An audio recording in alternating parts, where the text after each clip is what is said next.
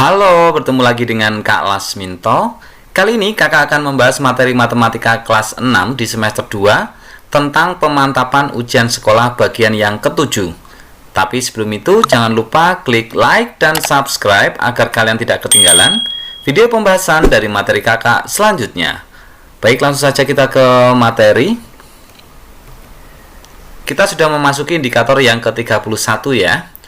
Disajikan ilustrasi cerita, peserta didik mampu menyelesaikan masalah penalaran yang berkaitan dengan FPB atau KPK dengan benar. Jadi indikator yang ke-31 sampai ke-35 itu nanti soalnya adalah soal uraian ya. Ani pergi ke perpustakaan setiap 4 hari sekali. Budi ke perpustakaan setiap 6 hari sekali. Jika mereka ke perpustakaan bersama-sama pada tanggal 10 April 2021, maka mereka akan ke perpustakaan bersama-sama untuk kedua kalinya pada tanggal berapa? Nah, jika di sebuah soal ini ada kata-kata setiap 4 hari sekali, setiap 6 hari sekali, kemudian ada bersama-sama, maka ini pengerjaannya menggunakan KPK. Seperti itu ya. Nah, di sini ada dua orang, yaitu Ani dan Budi. Ani setiap 4 hari sekali dan Budi 6 hari sekali. Maka kita cari KPK dari 4 dan 6. Caranya bagaimana? Kita bagi dengan bilangan prima, yaitu dari mulai angka 2, 3, 5, 7, 11, dan seterusnya. Kita tulis terlebih dahulu ya. 4 dan 6. Kita bagi dengan angka 2. 4 dibagi 2 hasilnya adalah 2, kemudian 6 dibagi 2 hasilnya adalah 3. Karena bisa membagi kedua-duanya, maka 2 ini kita lingkari ya. Berikutnya kita bagi dengan 2 lagi. 2 dibagi 2 1, kemudian 3 dibagi 2 tidak bisa, maka tetap kita tulis 3. Karena tidak bisa membagi keduanya, maka 2 ini tidak kita lingkari. Seperti itu ya. Yang terakhir, bilangannya tinggal 1 dan 3. Ini tidak bisa dibagi 2 lagi, maka kita bagi dengan 3.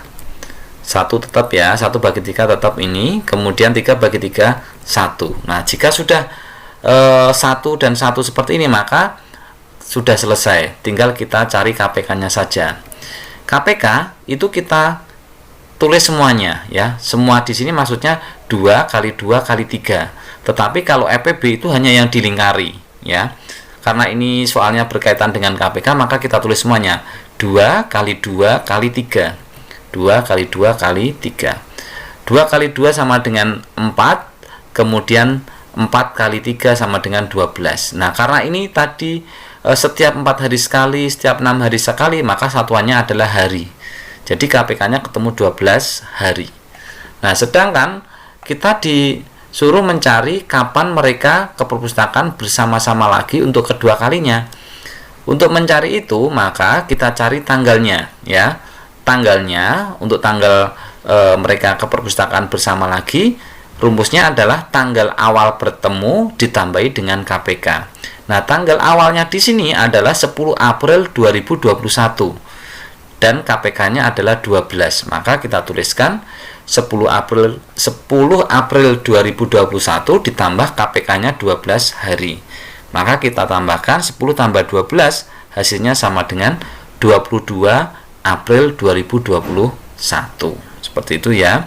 Kemudian di soal uraian kita harus membuat kesimpulannya ya. Jadi mereka ke perpustakaan bersama untuk kedua kalinya pada tanggal 22 April 2021. Jadi harus ada jadinya. Karena ini ada poinnya, ada skornya, gitu ya. Selanjutnya, indikator yang ke-32, disajikan ilustrasi cerita. Peserta didik mampu menyelesaikan masalah yang berkaitan dengan berbagai bentuk pecahan dengan benar. Ya. Nah, di sini contohnya, ibu memiliki persediaan beras 2,4 kg. Kemudian membeli lagi 3,5 kg. Beras tersebut dimasak sebanyak 1,5 kg. Sisa beras ibu adalah titik-titik kilogram. Jadi untuk soal cerita tentang pecahan ini berkaitan dengan berbagai macam bentuk pecahan. Kemudian bentuknya ada yang disuruh mencari sisa, kemudian ada yang disuruh mencari jumlah seluruhnya. Nah, kebetulan ini contohnya adalah sisa. Sisa itu berarti nanti ada yang dikurangi. Kita tulis kalimat matematikanya terlebih dahulu ya. Kita disuruh mencari sisa beras ibu. Kita baca dari kalimat pertama. Ibu memiliki persediaan beras 2/4 kg, maka kita tulis 2/4. Kemudian membeli lagi 3,5 kg. Ini kalimat kedua ya. Membeli lagi artinya berarti berasnya bertambah, maka ditambah 3,5. Beras tersebut dimasak sebanyak 1,5 kg. Kalau dimasak artinya berasnya berkurang, maka dikurangi 1,5. Nah, untuk soal cerita tentang pecahan ini semuanya dirubah ke bentuk pecahan desimal ya, harus dirubah ke bentuk pecahan desimal. Caranya kita tulis ya, kita tulis sama dengan dulu. Kita lihat pecahan pertama 21/4, ini pecahan campuran. Di sini ada bilangan cacahnya yaitu 2, maka kita tulis 2, ya. Nah, yang kita ubah ke desimal adalah 1/4-nya ini. Caranya bagaimana? Kita tulis 1/4, kita kalikan dengan 100 saja, biar lebih mudah ya. Kemudian 100 dibagi dengan 4, hasilnya 25. 1 kali 25 sama dengan 25. Maka yang ada di belakang koma ini yaitu 25. Kita tulis 25. Jadi 2/4 jika dirubah ke desimal, hasilnya adalah 2,25. Seperti itu. Dan kita tambah pecahan yang kedua 3,5. Di sini bilangan cacahnya 3, maka kita tulis 3, ya. Selanjutnya kita tulis setengah kalikan 100. Kita coret 100 bagi 2, 50. 50 kali 1 sama dengan 50. Maka kita tulis di sini 50. Maka 3 pecahan campuran 3,5 jika dirubah ke desimal hasilnya adalah 3,50. Kemudian selanjutnya di sini sudah menjadi pecahan desimal, maka tinggal kita tulis dikurangi 1,5. Nah, setelah itu baru kita tambahkan dan kita kurangi, hasilnya sama dengan 4,25. Jadi kita tambahkan dulu 2,25 ditambah 3,50 ya, pakai bersusun. Kemudian hasilnya dikurangi 1,5. Kuncinya adalah komanya harus urut ketika penjumlahan bersusun. Selanjutnya kita buat kesimpulan. Jadi sisa beras ibu adalah 4,25 kg ya, jangan lupa diberi jadi. Selanjutnya indikator yang ke-33, disajikan ilustrasi cerita. Peserta didik mampu menyelesaikan masalah yang berkaitan dengan bilangan cacah dengan benar. Ini operasi hitung campuran bilangan cacah ya. Pak Anto adalah seorang pedagang beras. Di tokonya tersedia 12 karung beras. Setiap karung beratnya 50 kg. Jika hari ini terjual 295 kg, berapa kilogram sisa beras di toko kelontong tersebut? Nah ya, kita disuruh mencari sisa. Berarti kita tulis dulu sisa. Kita tulis kalimat matematikanya ya. Sisa beras Pak Anto adalah berapa ya? Kita baca dulu kalimat pertama. Pak Anto adalah seorang pedagang beras. Di tokonya tersedia 12 karung beras. Di sini ada angka 12, maka kita tulis 12. Setiap karung beratnya 50 kg. Kalau ada kata-kata setiap atau masing-masing, itu artinya dikali. Maka kita tulis kali. Beratnya 50 kg, kita tulis 50. Seperti itu ya. Kakak ulangi. Jika ada kata setiap atau masing-masing, itu diganti dengan kali. Di sini 50, maka kita tulis 50. Jika hari ini terjual 295 kg, kalau terjual berarti berkurang, maka dikurangi 295 kg. Setelah itu baru kita kerjakan. 12 kali 50 ya, 12 kali 50 hasilnya adalah 600. Kemudian dikurangi 295. Maka hasilnya sama dengan 305. Jangan lupa diberi kesimpulan. Jadi sisa beras Pak Anto adalah 305 kg. Seperti itu ya. Lanjut indikator yang ke-34. Disajikan ilustrasi cerita. peserta didik mampu menyelesaikan masalah yang berkaitan dengan luas lingkaran dengan benar. Ya, ini luas lingkaran. Pemerintah Desa Sukamaju berencana akan membuat taman desa yang berbentuk lingkaran dengan diameter 28 meter. Diameternya 28 meter ya. Di tengah-tengah taman tersebut dibuat kolam air mancur yang berbentuk lingkaran dengan jari-jari 5 meter. Berapakah luas taman yang tidak dibuat kolam air mancur? Jadi kakak buatkan ilustrasi ya.